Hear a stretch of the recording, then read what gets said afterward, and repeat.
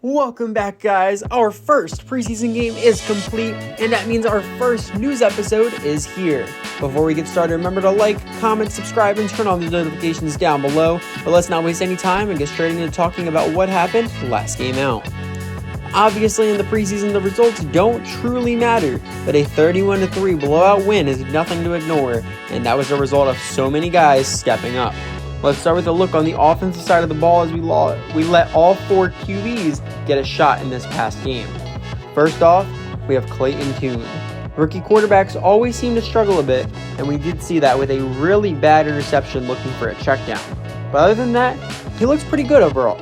He did have a bit of a tendency to check it down too often, looking a little afraid to take the ball downfield, and he did miss one of the few deep shots he took, so he does have to shore that up to be a quality QB1. But we do need to highlight his best play of the day, which was here, where he brought time getting out of the pocket, setting his feet, hitting his receiver in stride, and that is how they will be operating this offense when Kyler returns, so it's great to see that working there. In the second quarter, we entered the veteran Colt McCoy, and personally, I think he had the best performance out of all the QBs. He looked very comfortable putting balls in some great spots for his guys to make plays, which also got him 2 touchdown tosses on the day. He doesn't really fit the style of this offense, however, being a pocket passer, and we say it as he tried to create with his legs a bit, but he did end up getting away with a fumble, so that is something to watch out for, but he does look like he's winning the battle for QB1 thus far. Moving on to the second half, we entered the 8th year Jeff Driscoll, and I think he had the worst showing out of the QBs. He made some solid throws here and there, but overall he just missed too many, was late to some reads, and he should have had an interception on a throw very similar to Tune's, but he got away with one. And in the final quarter of play, we brought in David Blau out of Purdue, and he had a very solid day. Made some great reads, even had a great scramble on instincts alone. I think it's going to be him and Driscoll battling it out for a spot on the practice squad. Now switching to the defensive side, you don't hold them to 3 points without some great play, and our defensive backfield really did make those plays. In particular, the third-round corner Garrett Williams made some amazing open field tackles, and Andre Chachere had some big bat downs, nearly intercepting one late to end it. In the front seven, I was very surprised to see how little of an impact B.J. Ojulari had, and we hope to see more from him as he only had 1 tackle for loss to go with a few QB hits and pressures. We did get home on the sack 3 times this last game, once with LJ Collier breaking through a double team to wrap up Russ. Jonathan Ledbetter got one late in the 4th, and the former Packer displayed some electric speed on a blitz to get the 3rd.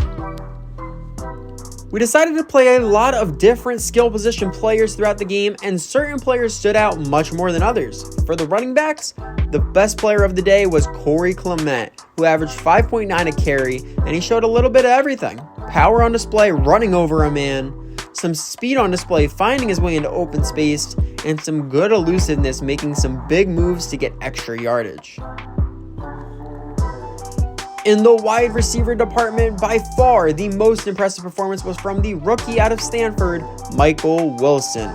He had 3 huge grabs that we need to talk about. His first was obviously the touchdown grab, and you love to see a rook willing to go up and snag one like that when an opportunity for points is there.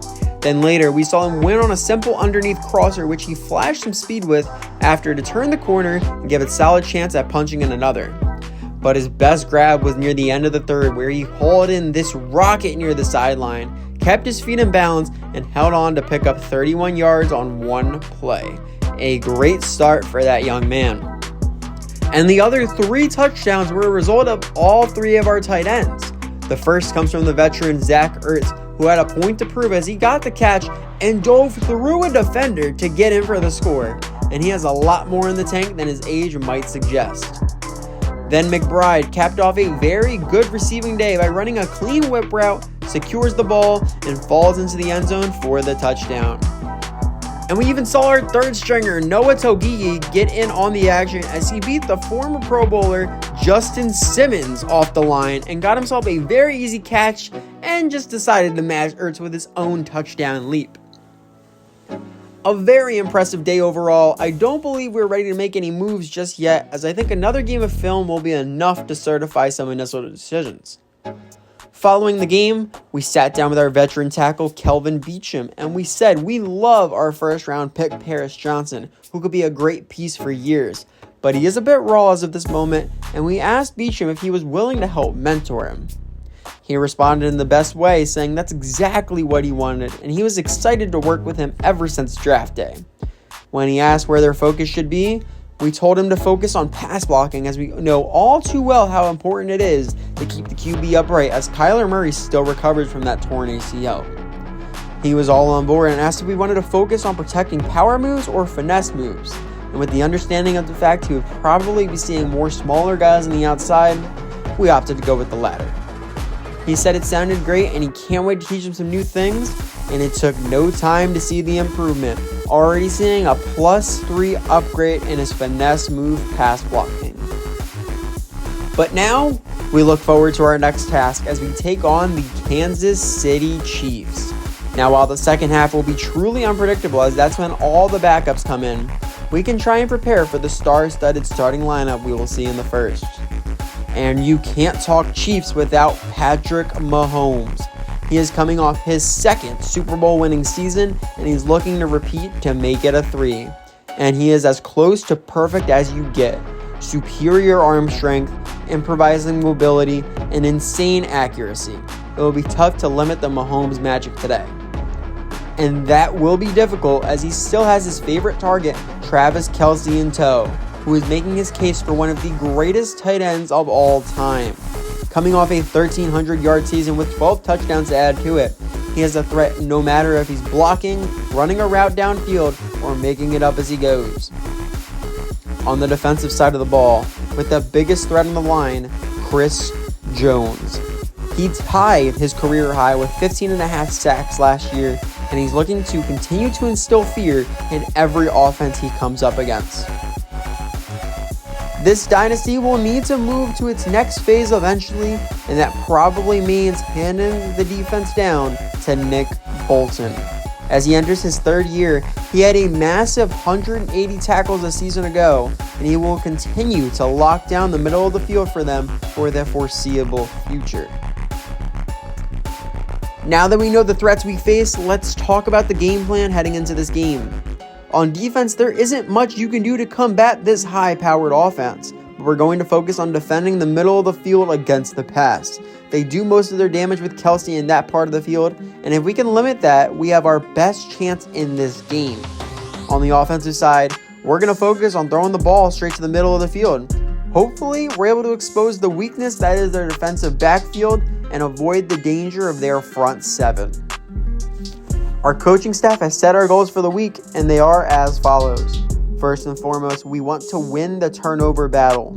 Second, we need to gain 300 plus yards on offense to have a chance to keep up with their dynamic offense on the other side. Third, we have to limit their scoring to 24 or less, as I don't think we will have the same luck as last week. And lastly, let's limit them to 2 or less passing touchdowns. Let's test the corners that stepped up this past week and not let them win with that dynamic arm talent of Mahomes. Following practice this week, we saw some key growth from some of our most important guys. Isaiah Simmons did a solid job in the linebacking role this past week, but he saw improvement in his zone coverage after this practice. Next up, it's the rookie BJ Ojulari. Somewhat underperformed this past week, and at this point in his career, there are so many things to learn and improve, and he did just that with growth in his awareness, finesse moves, play rec, tackling, and zone coverage. And lastly, the man responsible for one of our sacks this past week, L.J. Collier, and he got better in his tackling and power moves.